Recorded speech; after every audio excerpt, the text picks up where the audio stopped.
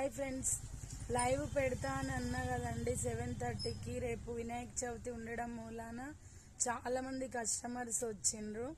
ఇబ్బంది అయిపోయింది. Live worker ఒక్కదానితో shop చూసుకోవడం కుదరదండి, నన్ను డిస్టర్బ్ చేస్తూనే ఉంటారు. అందుకనే నేను సాయంత్రం లైవ్ అయితే పెట్టలేదు.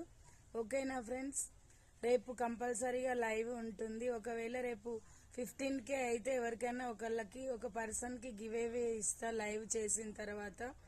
ఓకేనా, లైవ్లోనే చెప్పేస్తా. కానీ 15K అయితేనే.